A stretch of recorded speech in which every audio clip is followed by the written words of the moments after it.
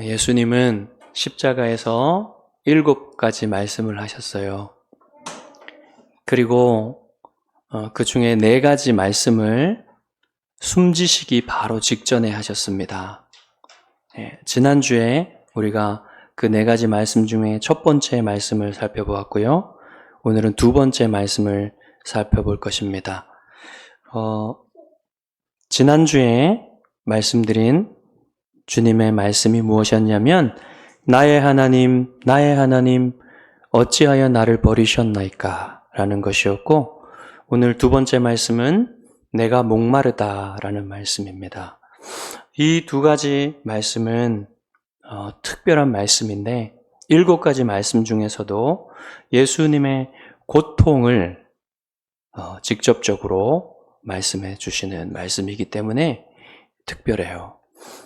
지난주에 살펴봤던 그 말씀은 예수님의 영혼의 고통을 표현한 말씀이었습니다. 이번 주에 내가 목마르다라는 말씀은 예수님의 육신의 고통을 표현해 주고 있어요. 그런데 예수님이 이 고통을 표현하실 때 단지 예수님이 내가 너무 고통스럽다는 것을 단지 말하기 위해서 말씀하신 것이 아니라 이것을 통해서 듣는 사람들이 이 십자가 진리의 깊은 것을 알게 하시기 위해서 이것을 말씀하셨어요. 그래서 내가 목마르다 이 말씀도 단순히 그냥 육신의 목마름을 얘기하신 것이 아닌 더 깊은 의미가 있다는 사실을 여러분 생각하시면서 이 말씀을 들으시기 바랍니다. 자, 우리가 이 말씀을 더 깊이 이해하기 위해서 예수님이 십자가에 달리시기 전에, 못 박히시기 전에 하신 행동과 이 말씀, 내가 목마르다라는 말씀을 한 바로 직후에 하신 행동 2가지를 살펴보면서 이 의미를 알아보도록 하겠습니다. 먼저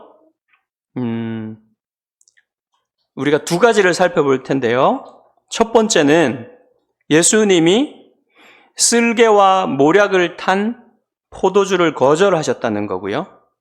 2번째는 신포도주는 받으셨다는 것입니다. 이 2가지 행동이 대조적으로 비교될 거예요.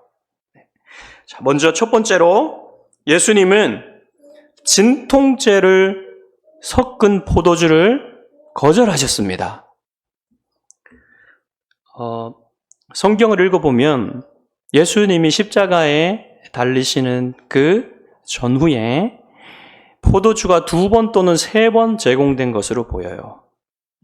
첫 번째는 우리가 아까 읽었던 마가복음과 마태복음에 쓸개와 모략을 탄 포도주 있죠?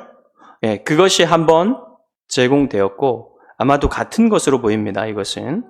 그리고 누가복음에 보면 예수님이 십자가에 달리신 가운데에 군병들이 예수님을 조롱하는 그런 맥락에서 신포도주를 제공했다 그래요. 예수님이 그것을 거절하셨습니다. 자, 그리고 3번째는 내가 목마르다 하시고 난 이후에 제공된 신포도주인데 그것은 예수님이 받으셨다고 했죠. 이렇게 3번, 저는 한 3번 정도로 이렇게 보여집니다. 그런데 이 십자가에 달리시기 전에 제공된 이 포도주는 쓸개와 모략을 탄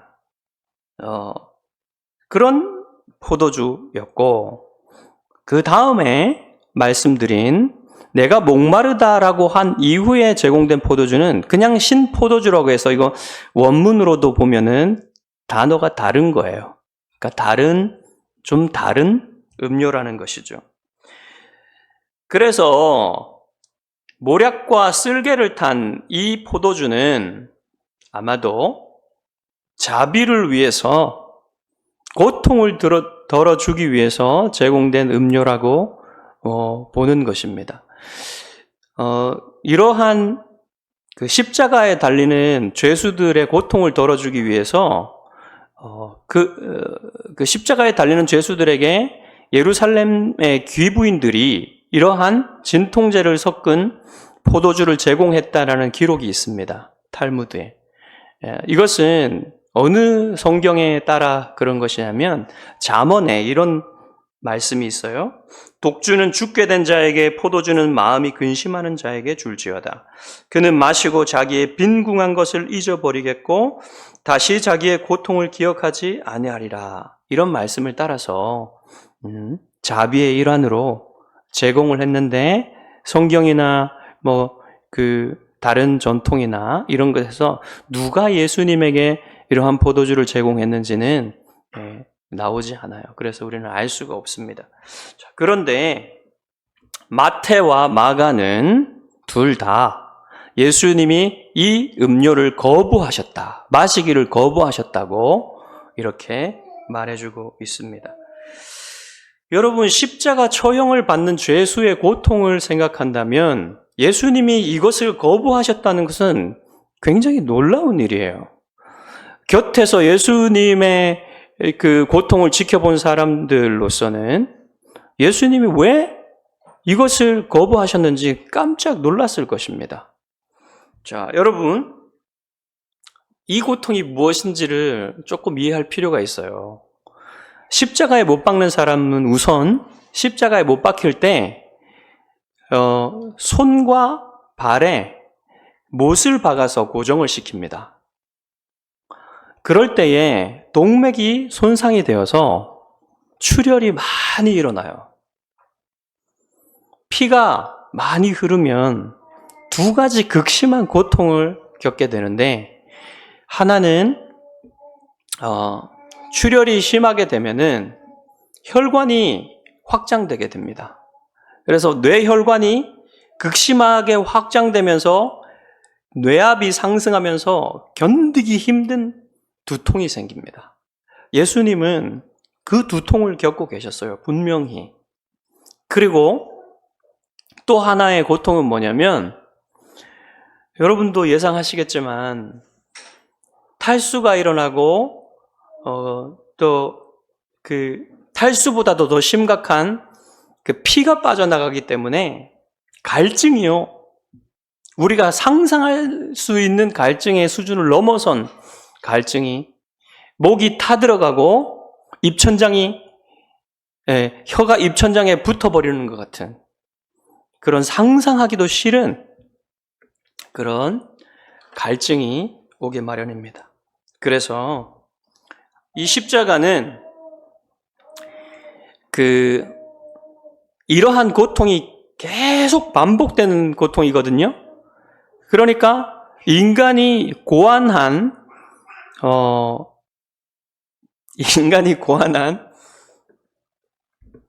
죄송합니다. 제가 웃어서.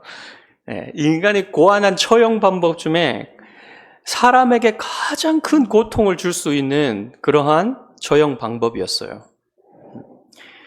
이 두통이 얼마나 심했냐면, 이 두통 때문에 기절하고 다시 깨어나기를 반복했어요. 거기에다가 목이 타들어가는 그런 갈증까지 같이 있으니까 로마 시대 사람들은 십자가라는 말만 들어도 경기를 일으키고 너무너무 듣기 싫은 그런 말 중에 하나였습니다. 만약 여러분 주님이 이 포도주를 받아 마셨다면 조금이라도 도움이 되지 않았겠습니까? 진통 효과가 있어서 두통을 좀 줄여줬을 것이고, 그리고 포도주 자체는 갈증을 해소해 주지 않았겠습니까? 그런데 주님은 그것을 마시기를 거절했다는 것입니다. 왜 그러셨을까요? 예수님이 그 포도주를 마시지 않으신 것은 십자가의 고통을 피하지 않으시고 다 받으시기 위함이었습니다. 마태는 예수님이 십자가에 달리시기 전에 제공된 쓸개탄 포도주를 맛보시고 그것을 거절하셨다고 그랬어요. 맛보셨다는 것은 그것이 이러한 의미에서 주어진 진통 효과가 있는 음료라는 것을 아시고 그것을 거절하셨다는 말입니다. 그리고 여기 쓸개가 나오는데요. 쓸개는 동물의 쓸개를 의미할 수도 있지만 다른 것도 의미할 수 있는 단어입니다. 그래서 쓴맛이 나는 어떤 물질, 진통 효과를 가진 어떤 물질을 거기에 타서 이렇게 여러 가지 진통 효과를 가질 수 있는 모략과 쓸개 같은 것을 타가지고 그 혼합해서 만든 음료가 주어졌단 말입니다. 모략은 목재에서 나오는 진통 효과가 있는 물질이었어요. 그래서 고대 근동에서 많이 쓰던 진통 효과가 있는 물질로 쓰여졌던 것입니다. 자, 그래서 이러한 음료가 제공되었을 때 예수님께서 이것을 거절하실 때 예수님은 이사야의 예언을 붙들고 계셨을 거예요. 그가 찔림은 우리의 허물 때문이고 그가 상함은 우리의 죄악 때문이라. 그가 징계를 받음으로 우리는 평화를 누리고 그가 채찍에 맞음으로 우리는 나음을 받았도다. 주님은 십자가에 달려 계실 때 자신이 지금 죄인들의 죄값을 갚으시기 위해서 이것을 하고 계시는 것을 알고 계셨고, 또 이 예수님이 받으시는 이 고통의 값이 하나님, 영원하신 하나님께 지은 죄값을 갚으시기 위해서 그 죄에 합당한 영원한 지옥의 고통을 당하고 계시다는 사실을 알고 계셨기 때문에 그것을 다 받으시기 위해 이것을 거절하시지 않으신 것입니다. 그래서 하나도 고통을 감하지 않으시고 다 받으시려고 이것을 거절하셨다는 사실을 알 수가 있는 거예요. 여러분, 죄인들은요, 지옥에 가서 정신이 또렷한 상태에서 그 고통을 다 맛보아야 할 것입니다. 예수님은 정신이 또렷한 상태에서 이 모든 고통을 받으시기 위해서 진통제를 거부하셨던 거예요. 여러분, 영국 해군은 전통적으로 그 럼주를 군인들에게 제공하는 전통이 있다고 합니다. 그리고 육군도 전쟁 시나 혹한기에는 럼주를 제공을 해서 전쟁의 고통이나 스트레스를 덜어주는 그런 목적으로 제공을 했다고 해요. 그리고 소련군도 제2차 대전 때 스탈린의 명령으로 보드카 100g을 제공을 했다고 하는데, 이것은 2차 대전 내내 제공이 되었는데 배급 양은 달랐어도 그렇게 제공을 했다고 합니다. 그러니까 독한 술이 아니면 이 전쟁의 고통과 스트레스를 잊어버리기 힘드니까 제공을 한 것이죠. 그리고 더 나아가서 그 참전국들이 대부분 향정신적 약물을 제공을 했다 그래요.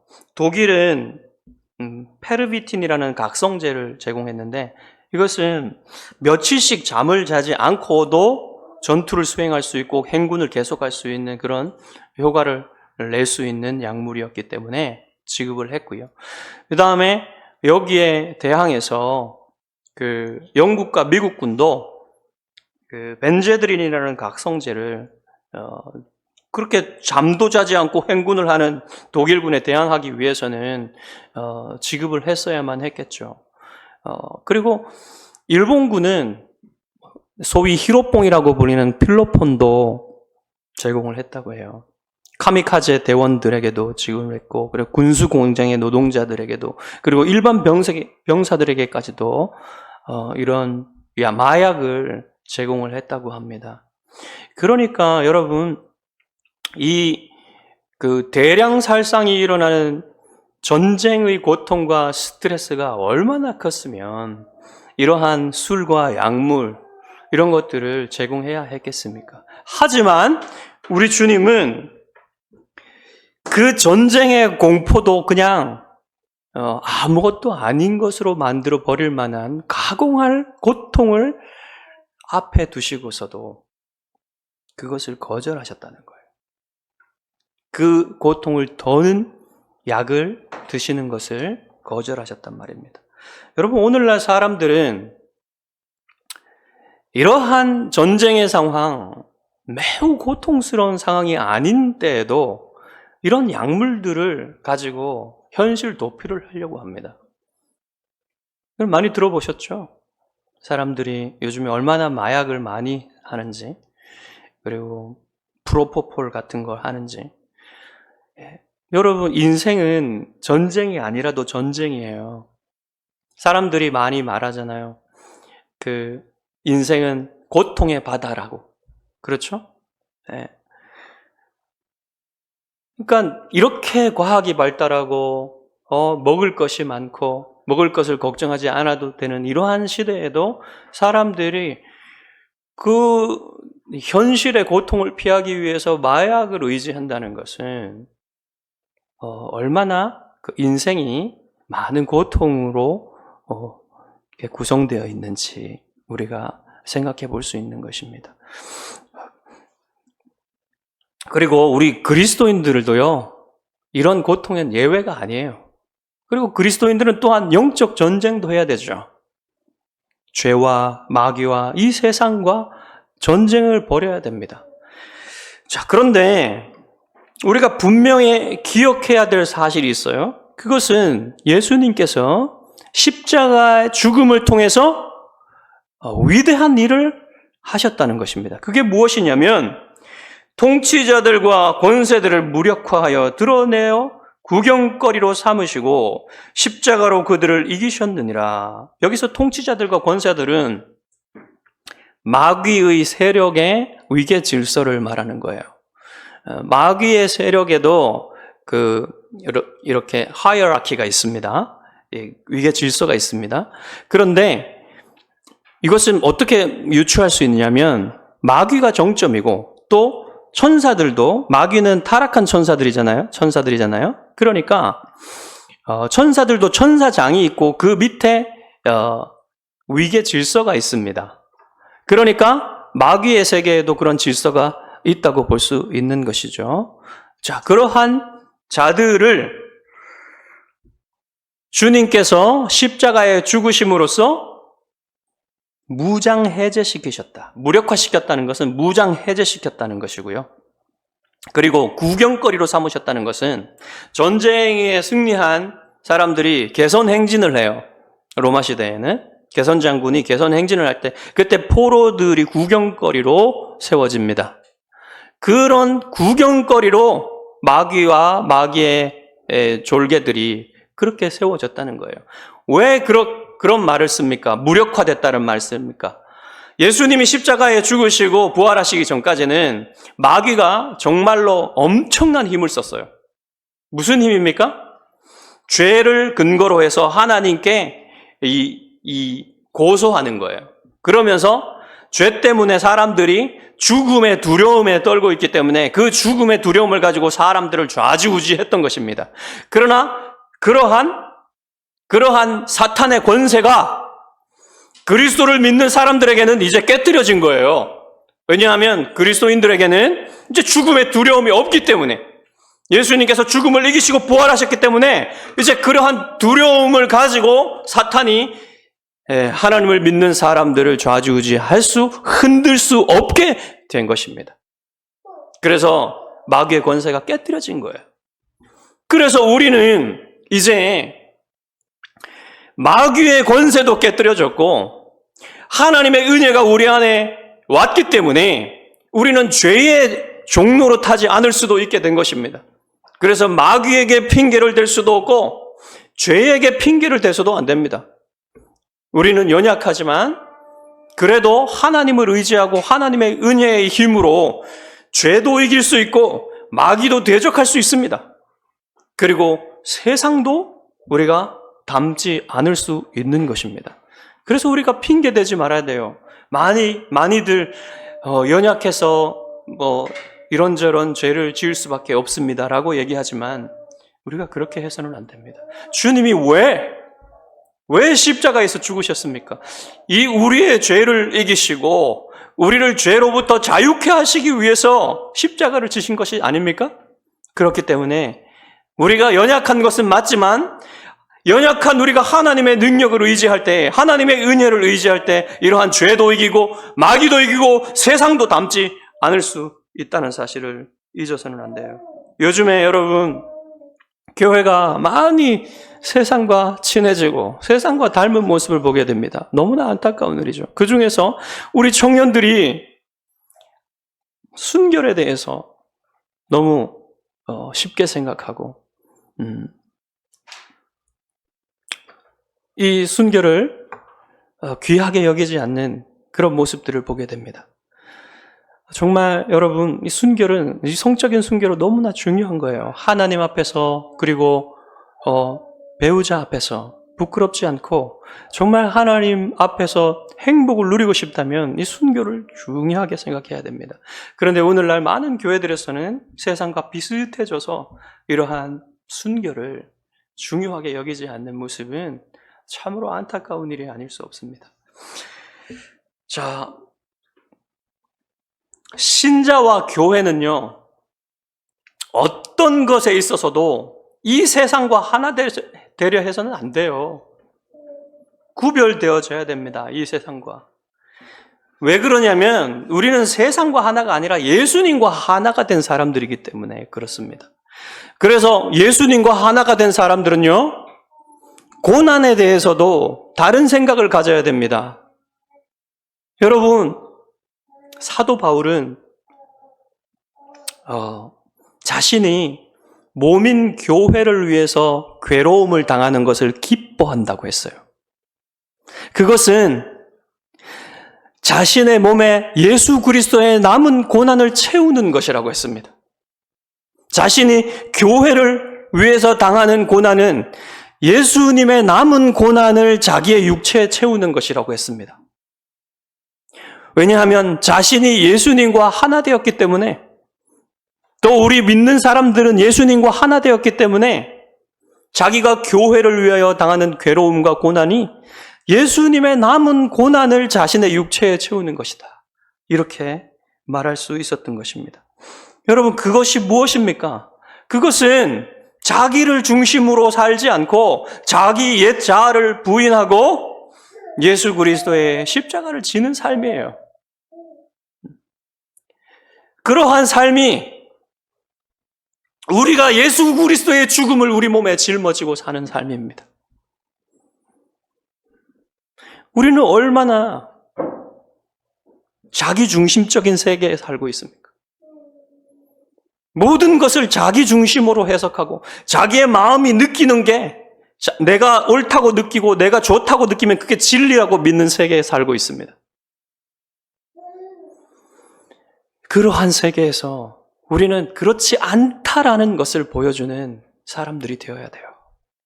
그게 바로 사도 바울이 말한 내가 그리스도의 남은 고난을 내 육체에 채우노라고 말했을 때 우리가 이 시대를 살아갈 때 사도 바울의 마음을 갖는다면 그러한 마음으로 살아야 된다는 것이죠. 사랑하는 성도 여러분, 사도 바울이 내가 교회를 위해 받는 그 괴로움을 기뻐한다는 것은 그냥 그러고 싶다는 게 아니에요. 정말 그랬다고 하는 것이고 정말 그러고 싶을 뿐만 아니라 정말 교회를 위해서 고난을 받았다는 겁니다. 그런데 여러분, 여러분 사랑하는 사람을 위해 무엇이든 다 해주고 싶죠. 사랑하는 사람을 위해서 다 주고 싶잖아요. 그게 진짜 사랑이잖아요. 그런데 반쪽만 주는 사랑을 한다면 그건 진짜 사랑이 아닐 거예요. 네? 다 내어주는 사랑이 진짜 사랑이지. 여러분, 야곱이 사랑하는 라헬을 얻기 위해 7년을 하루같이 보냈다고 하잖아요. 사랑하는 사람을 위해서 자기를 내어주는 건요, 기쁜 일입니다. 그런데 오늘날 사람들은 어떻습니까? 성도들은 어떻습니까? 교회를 위해, 그리스도를 위해 헌신하는 것을 반쪽만 드리고 싶어 하고 최소한의 그리스도인으로 살고 싶은 마음을 가지고 사는 사람들이 많아요. 여러분, 최소한의 그리스도인으로 살고 싶은 마음은요, 진짜 그리스도인에겐 나올 수 없는 마음입니다. 정말 그리스도를 사랑한다면 어떻게 그럴 수 있겠어요? 반쪽만 드리고, 최소한만 드리고, 어떻게 그리스도를 사랑한다 말할 수 있겠습니까? 정말 우리는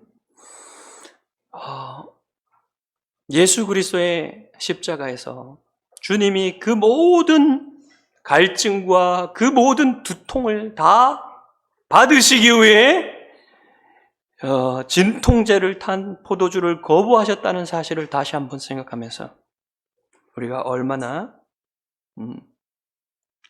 주님 앞에 자신을 온전히 드려야 하는지를 생각해 보아야 합니다.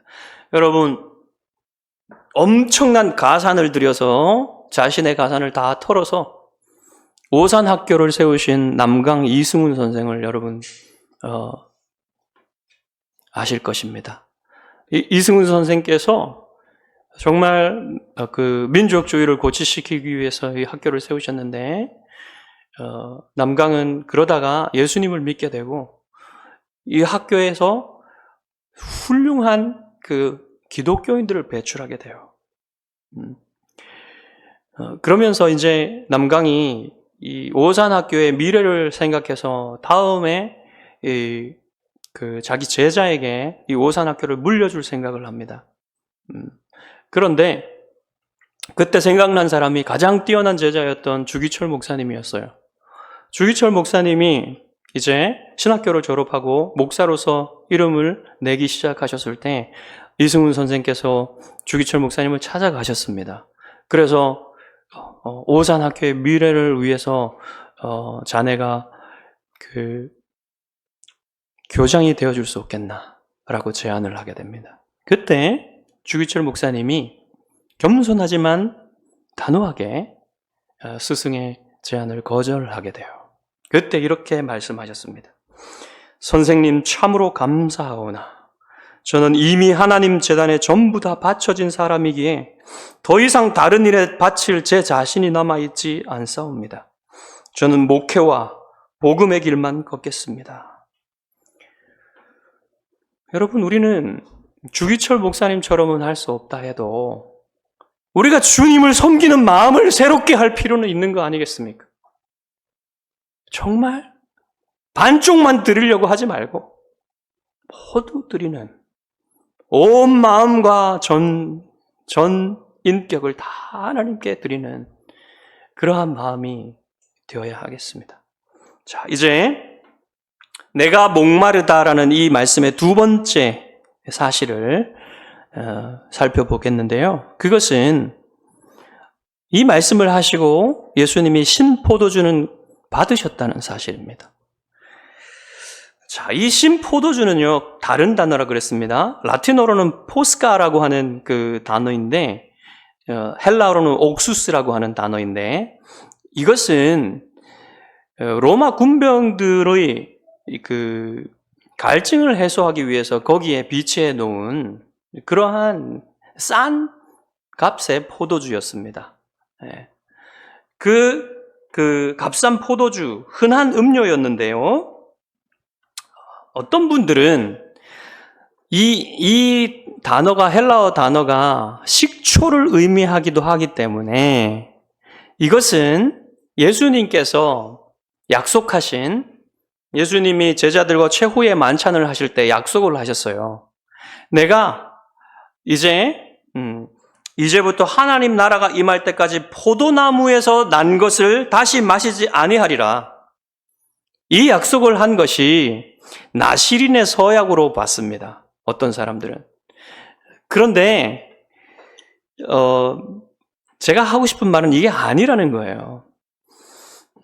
이러한 해석은요, 주로 그냥 대중적인 설교를 하시는 분들이나 그냥 그 블로그 이런 데서나 나오는 것이지, 엄밀한 학자들은 이렇게 해석하지 않습니다. 이게 왜 그러냐면요, 이 근거가 약해요. 보십시오. 식초라고 해도요, 다른 말로는 그냥 신포도주라고도 불려요, 이 단어가. 그러니 식초라고 주장을 해도 이게 완전히 포도주의 성분을 다 잃어버리고 식초가 되었다. 그래서 완전한 식초가 되었다라고 말할 수 있는 근거가 어디 있습니까? 조금이라도 남아있을 수 있지 않습니까? 그리고 설령 이게 완전히 식초가 되었다 한들 이게 포도나무에서 나온 것으로 만들었다는 사실은 변하지 않잖아요. 그렇기 때문에 근거가 약해지는 것이고요. 그리고 고대 시대에 이 화학 성분까지 고려해서 이것을 이렇게 말을 했을 리가 저는 없다고 봅니다. 그리고 주님이 이 말씀을 하신 목적도 살펴봐야 돼요. 그래서 많은 학자들은 이 최후의 만찬에서 예수님이 이 잔은 내 피로 세우는 새 언약이라고 말씀하신 이 잔은 세 번째 잔, 유대인들이 유월절 때 4개의 큰 잔을 갖다 놓고 마시는데 이것은 세 번째 잔을 마시면서 하신 말씀이라고 이렇게 해석을 합니다. 자, 유대인들은요 4개의 큰 잔을 갖다 놓고 포도주를 마시는 관습이 있어요. 그래서 각 잔에 모두가 의미가 있습니다. 첫 번째 잔은 성별의 잔으로서 유월절 만찬을 시작할 때 마십니다. 그리고 두 번째 잔은 재앙의 잔으로서 이제 그 10가지 재앙에 관련된 출애굽의 이야기들을 낭독한 후에 마십니다. 그리고 세 번째 잔은 구속의 잔으로서 양고기와 무교병과 쓴 나물 이런 것들을 먹고 난 후에 직후에 이 세 번째 잔을 마십니다. 그리고 네 번째 잔은 완성의 잔으로서 할렐루야로 시작하는 시편들이 있어요. 그걸 소위 할렐 시편이라 그러는데 이 시편들을 한 후에 낭송한 후에 그 다음에 식사를 마치고 완성하는 그 의미로서 이 네 번째 잔을 마십니다. 그런데 예수님이 이 잔은 내 피로 세우는 새 언약이라고 말씀하실 때 그 잔은 세 번째 잔인 거예요. 구속의 잔인 거예요. 그런데 예수님께서 이 구속의 잔을 마시고 난 이후에 네 번째 잔은 패스하셨다는 것입니다. 네 번째 잔을 어디에서 마시겠다는 겁니까? 재림하신 후에 하나님 나라를 완성하신 후에 모든 제자들과 모든 교회의 성도들과 함께 마시겠다고 하셨다는 거예요. 저는 이 해석이 성경 전체로 볼 때 합당하다고 생각합니다. 그러니 주님이 숨지시기 전에 받으신 그 신포도주는 그러니까 최후의 만찬 때 한 제자들과 한 약속과는 아무 상관이 없다는 거죠. 네. 자, 그러면 우리가 주님이 이 신포도주를 마신 것을 어떻게 보아야 될까요? 어떤 사람들은 이것이 로마 군병들이 예수님을 조롱하는 그 연장선상에서 봐야 된다고 말하고요. 어떤 사람들은 주님이 목마르다고 하시니까 그에 대한 응답으로 주었다라고 이렇게 봅니다. 그런데 여러분 그게 무엇이든 간에 요한은요 지금 그 신포도주를 제공하는 사람들의 의도나 마음에는 관심이 없어요. 예수님이 그것을 받으신 의도에 관심이 있는 겁니다. 자, 뭐라고 그랬습니까? 예수께서 모든 일이 이미 이루어진 줄 아시고 성경을 응하게 하려 하사 이르시되 내가 목마르다 하시니 거기 신포도주가 가득히 담긴 그릇이 있는지라. 사람들이 신포도주를 적신 해면을 우슬초에 메어 예수의 입에 대니 예수께서 신포도주를 받으신 후에 받으셨다 그랬어요. 자, 이때 예수님의 마음속에 있었던 그 예언을 응하게 하려 하사 그랬죠. 성경을 응하게 하려 하사. 그러면 그 예수님의 마음속에 있었던 그 성경 예언이 무엇일까요? 그 그것을 특정하는 것은 쉽지가 않습니다, 여러분. 쉽게 생각해 볼 수 있는 말씀은 시편 69편 21절인데, 그것은 뭐냐면 그들이 쓸개를 나의 음식물로 주며 목마를 때에는 초를 마시게 하였사오니. 근데요, 이게 비슷한 것 같잖아요. 보십시오. 목마를 때에는 초를 마시게 하였사오니. 비슷한 것 같잖아요. 그런데 여러분, 다윗이 이 말을 할 때는요, 그 맥락이 무엇이냐면 사람들이 다윗이 고통받을 때에 그 고통을 더하게 하려고 조롱의 의미로서 음식물로 쓸개를 주고, 음료로는 쓸개를, 식초를, 음료로는 식초를 주었다, 이런 말입니다. 그러니까 여러분, 음식물로 쓸개를 주고 음료로 식초를 주는 것이 어떻게 여러분 자비의 행동일 수 있겠습니까? 그것은 조롱을 위해서, 고통을 더하게 하기 위해서 주는 것이었어요. 그리고 한 가지 더, 이 시편을 예수님이 염두에 두지 않았다는 것을 알 수 있는 것은 뭐냐면요, 예수님이 내가 목마르다 했을 때요, 무슨 뜻으로, 무슨 목적으로 그것을 말씀하셨을까? 예수님이 그냥 단순히 목이 말라서 너무 고통스럽기 때문에 내가 목마르다 했을까요? 저는 그것은 아니라고 생각합니다. 예수님이요, 분명히 육체적으로 너무너무 고통스럽게 목이 말랐어요. 그렇지만 사람들한테 그 육체적인 고통을 사람들한테 호소하려고 또는 알리려고 그렇게 내가 목마르다라고 했을까요? 저는 그렇지는 않다고 봅니다. 그것도 있지만 그렇지는 않다고 봐요. 예수님이 왜 그러냐면 예수님이 지금 성경을 응하게 하려고 한다 그랬죠? 이 응한다고 하는 말은 성경을 완성한다는 말입니다. 성취한다는 말입니다. 그런데 주님이 지금 목마르다고 하시면서 성경을 응하게 하고 성경을 완성하려고 할 때 그 말은 무엇을 완성한다는 말입니까? 예수님이 하나님의 구속사역의 완성인 이 십자가 사역을 통해서 우리의 죄값을 다 갚으시고 이제 다시 하나님과 함께 하게 되고 하나님과 사랑을 누리게 되는 이것을 주님은 바라보시고 지금 내가 목마르다라고 한 거예요. 그러니까 여러분, 주님이 목마르신 것은 무엇에 목마르신 것입니까? 하나님이 맡기신 그 구속사역을 완성하는 데에 목마르시고, 그 완성을 하시면 이제 인성으로 고통받고 계시고 하나님께 버림당하고 계신 그 버림당하시는 것도 끝나고 이제 하나님과 교제를 다시 회복하고 하나님과의 사랑을 회복하고 하나님과 영원한 사랑 가운데 들어가게 되는 것, 그래서 그것으로 하나님께 영광 돌리는 이것을 목말라 하셨다는 것입니다. 주님은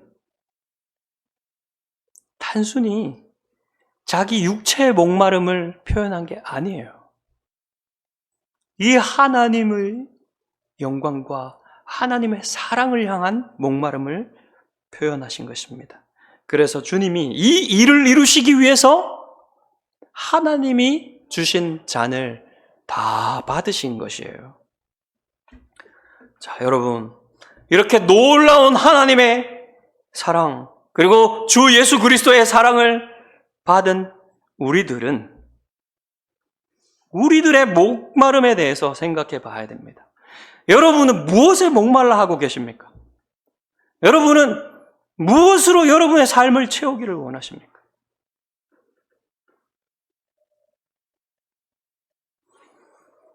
여러분이 지금 추구하고 있는 즐거움은 무엇입니까?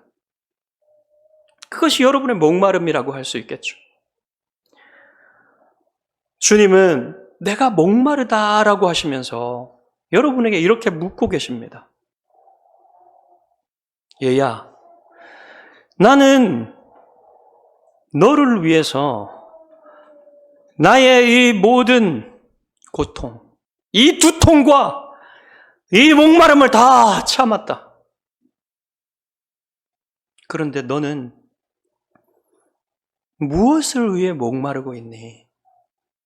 라고 주님이 지금 묻고 계신 것이에요. 여러분, 예수님이 자기가 구원하신 그 사람들이 하나님이 아닌 다른 것들을 하나님보다 더 목말라 할 때 예수님은 얼마나 고통스러우시겠습니까? 여러분, 주님의 기쁨이 되기 원하십니까? 정말 주님의 기쁨이 되기 원하시면 여러분 마음속을 하나님에 대한 갈망으로 채우십시오. 하나님이 기뻐하시는 기도를 드리고자 하는 마음으로 채우십시오. 하나님이 기뻐하시는 일을 하고 싶은 마음으로 채우십시오. 여러분의 삶을 하나님을 대한 헌신으로 채우십시오. 여러분의 마음속에 하나님과 주님의 교회 외에는 정말 가장 사랑하는 것이 없도록 만드십시오.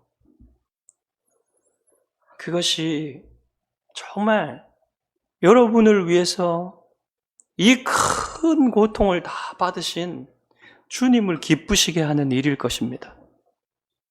그래서 저는 여러분이 주님이 기뻐하시는 사람이 되기를 바라고, 주님이 하나님과 하나님의 영광, 하나님의 사랑에 목말라 하셨던 것처럼 여러분도 정말 하나님께 목마른 사람이 되시기를 주님의 이름으로 축복합니다. 기도하겠습니다.